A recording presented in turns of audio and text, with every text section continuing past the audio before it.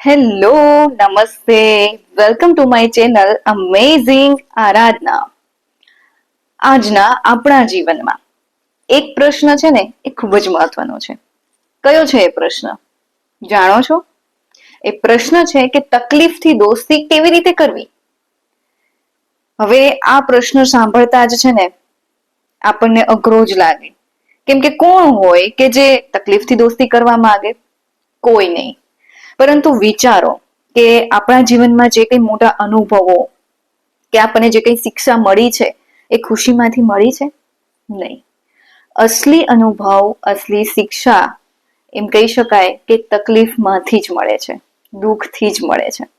કારણ કે એ તકલીફ છે ને એ આપણને સ્ટ્રોંગ બનાવે છે. એટલા માટે હવે જ્યારે તમે તકલીફમાં હોવ છો, બરાબર છે, ત્યારે તમારું મન, તમારું ધૈર્ય, તમારો વિશ્વાસ બધું જ પરીક્ષણમાં મુકાય છે. પણ એ જ જીવનમાં તમને છે ને એ અસલી ચહેરો દેખાડે છે. કેવી રીતે? જ્યારે આપણે તકલીફમાં હોઈએ છીએ ત્યારે જ આપણને ખ્યાલ આવે છે કે કોણ આપણી સાથે છે. જ્યારે તકલીફ આવે છે ત્યારે જ આપણને બધાના અસલી ચહેરા દેખાય છે. તમને બધાને પણ અનુભવ થયો હશે કે જ્યારે તમારે તકલીફ આવી છે તમારા જીવનમાં ત્યારે તમારી બાજુમાં કોણ ઊભા હતા અને કોણ નહોતા ઊભા. કારણ કે એ જ ખરો સમય હોય છે. સુખમાં તો બધા આપણી સાથે હોય છે, પરંતુ જ્યારે આપણને કોઈ તકલીફ હોય, આપણને જ્યારે દુઃખ હોય, ત્યારે જે તમારી પાસે ઊભા હોય ને એ જ ખરો મિત્ર કે એ જ ખરો સંબંધ કહી શકાય. બાકી સુખમાં તો બધા સાથે હોય જ છે. તો આવી જ રીતે જ્યારે તકલીફ અને દુઃખ આવે છે ને એ જ આપણને સાચો ચહેરો છે ને એ દેખાડે છે. તો આજના આપણે આ વિડીયોમાં જોવાનું છે કે તકલીફથી દોસ્તી કેવી રીતે કરવી, તકલીફને દોસ્ત કેમ બનાવવી. અને હા, એ પહેલા હું આપ સૌને જણાવવા માંગુ છું કે જે લોકોએ મારી ચેનલને હજી સુધી સબસ્ક્રાઇબ નથી કરી એ લોકો પ્લીઝ મારી ચેનલને સબસ્ક્રાઇબ કરો. અને હા, આ વિડીયો લાસ્ટ સુધી જોવાનું ભૂલતા નહીં. તો ચલો જાણીએ કે તકલીફથી દોસ્તી કેવી રીતે કરવી. ચલો.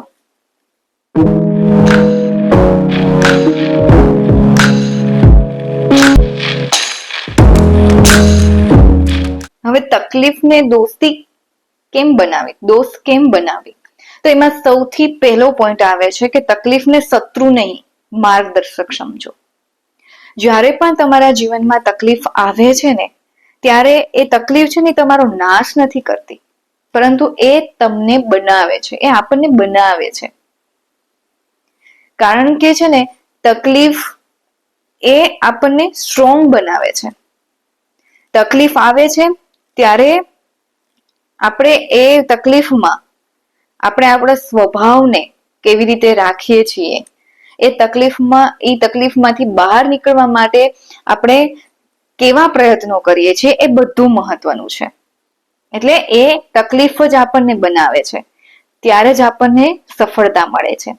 એટલે કે આપણે આજના જે કંઈ ફીલ કરીએ છીએ ને એ તમને આવતીકાલની શક્તિ બની શકે છે. એટલે તકલીફ છે ને એ આપણી એક પ્રકારની શક્તિ છે, તાકાત છે, અને એક પ્રકારનું આપણને માર્ગદર્શક છે કે જે આપણને આપણા સફળતા તરફ જવામાં ખૂબ મદદ કરે છે. કારણ કે જ્યારે તમને તકલીફ ના પડે ને ત્યારે તમને બધું સરળ જ લાગે. તમને એમ થાય કે આપણે જે કરીએ છીએ બધું બરોબર છે. અને જ્યારે તકલીફ ન આવે ત્યારે આપણને ખ્યાલ નથી આવતો કે આપણે કયા રસ્તે જઈ રહ્યા છીએ. જ્યારે તકલીફ આવે છે ત્યારે ઘણી વખત આપણને રિયલાઇઝ થાય છે કે આપણે જે રસ્તો અપનાવ્યો છે એ બરાબર છે કે નહીં. એટલા માટે માર્ગદર્શક છે. નંબર 2 છે પ્રશ્ન નહીં, ઉકેલ પર ફોકસ કરો. જ્યારે તકલીફ આવે છે ને ત્યારે આપણે બધા છે ને એક જ પ્રશ્ન પૂછીએ છીએ કે શા માટે મને જ કેમ તકલીફ બધી? પરંતુ જે સફળ લોકો છે ને એ એમ પૂછે છે કે હવે શું કરવું? તકલીફ તો આવી, પરંતુ એનો ઉકેલ શું છે, એનો ઉપાય શું કરવું, એના પર વધારે ફોકસ કરે છે. એટલા માટે તમારે છે ને એ તમારી જે તકલીફ છે ને એના ઉપાયનો વિચાર કરવાનો છે. એટલે કે જવાબ પર ધ્યાન આપવાનું છે, પ્રશ્ન પર નહીં. તકલીફ તો આવી છે, હવે એ તકલીફને દૂર કેવી રીતે કરવી એના પર ફોકસ કરવાનું છે, એ વધારે મહત્વનું છે. નંબર 3 છે કે એ તકલીફ છે ને એ તમને તાકાત આપે છે. આ તકલીફ છે ને એ તમને સ્ટ્રોંગ બનાવે છે કોઈ પણ પરિસ્થિતિની સામે લડવા માટે. દરેક તકલીફ છે ને એક પ્રકારનો અવસર છે, એક નવું શીખવાનો, અનુભવ મેળવવાનો અને આગળ વધવાનો. કારણ કે તકલીફ આવે ત્યારે જ આપણને કંઈક નવા અનુભવો થાય, એમાંથી આપણને શીખ મળે અને આપણે આપણા જીવનમાં આગળ વધીએ. એટલે તકલીફ છે ને એ એક અવસર છે, એમ આપણે માનવાનું. અને ઘણી વખત આપણે કોઈ સિચ્યુએશન છે એને આપણે એમ તકલીફની રીતે જોતા હોય કે આ તકલીફ છે, પરંતુ એ તકલીફ ક્યારે તમારું સફળતા બની જાય ને એ ખબર નથી પડતી.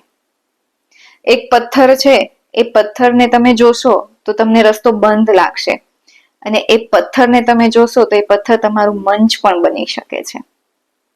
એટલે આવી જ રીતે ઘણીવાર આપણને જોતા તકલીફ દેખાતી હોય, પણ એ ખરેખર છે ને એ આપણને સફળતા અપાવવા માટેની એક પ્રકારની ચાવી છે. એ તકલીફ ફક્ત આપણે એને જોવાનું છે કે તકલીફ છે કે આપણા જીવનમાં આગળ વધવા માટેની એક રસ્તો છે કે ચાવી છે, એ વધારે મહત્વનું છે. નંબર 4 છે કે પોતાને યાદ અપાવો કે આ પણ પસાર થઈ જશે. તકલીફ છે ને, કોઈ પણ તકલીફ એ કાયમી નથી, એ થોડાક દિવસ માટે કે થોડાક મહિના માટે જ હોય છે તકલીફ. એટલે તમારો આત્મવિશ્વાસ અને તમારું ધૈર્ય એ જ તમારા સૌથી મોટા શસ્ત્રો છે. એટલે કોઈ પણ તકલીફ છે એ કાયમી નથી રહેવાની, તો જ્યારે પણ તકલીફ આવે ત્યારે તમારી અંદર આત્મવિશ્વાસ હોવો જોઈએ અને ધૈર્ય હોવું જોઈએ. અને પછી બસ તમારે એનો ઉકેલ શોધવાનો છે. ઉકેલ મળી જાય પછી આગળ વધવાનું છે, કારણ કે તકલીફમાંથી અનુભવ જે થાય છે એમાંથી જ આપણને શીખ મળે છે. અને લાસ્ટ નંબર 5 છે કે દરેક તકલીફ પછીનો તમારો જે એમ કહી શકાય કે તમારું જીવન છે ને એ બદલાઈ જાય છે. જેમ વરાળમાંથી વાદળ બને છે ને, તેમજ તકલીફથી તમે વરાળ બનીને ઊંચા ઉડી શકો છો. ડરવાનું નથી. જ્યારે પણ તકલીફ આવે ત્યારે ડરવાનું નથી, હતાશ થઈને બેસી જવાનું નથી, પોતાને પ્રશ્નો નથી પૂછવાના કે મને જ બધી તકલીફ આવે ત્યારે પોતાને પૂછવાનું છે કે એનો ઉપાય શું છે, એનો ઉકેલ શું છે. ઘણી વખત એ તકલીફ દેખાતી હોય છે, પણ એ આપણે સફળતાની તરફ આગળ વધવાનો રસ્તો પણ હોઈ શકે. કહેવાનો મતલબ એમ છે કે જીવન છે ને રણ મેદાન છે, અને તમારી જે તકલીફ છે ને એ તમારી સેનાની તૈયારી છે. એટલે તકલીફથી ડરો નહીં, પણ તકલીફથી દોસ્તી કરો. એ જ સફળતાની સાચી ચાવી છે. જીવન છે ને એ નદી છે, દરેક વખતે એ શાંત જ નહીં વહે. ક્યારેક તોફાન આવે છે, ક્યારેક ઉછળે છે, અને એ જ તોફાન તમને તાકાત આપે છે. હું આશા રાખું છું કે તમને લોકોને મારો આ વિડીયો સારો લાગ્યો હશે, અને જો સારો લાગ્યો હોય તો પ્લીઝ મારી ચેનલને લાઈક, શેર અને સબસ્ક્રાઇબ કરો. અને આ વિડીયો કેવો લાગ્યો એમ મને કમેન્ટ કરીને જણાવો. આપણે ફરી મળીશું નવી ઉર્જા સાથે અને નવા ટોપિક સાથે. Thank you.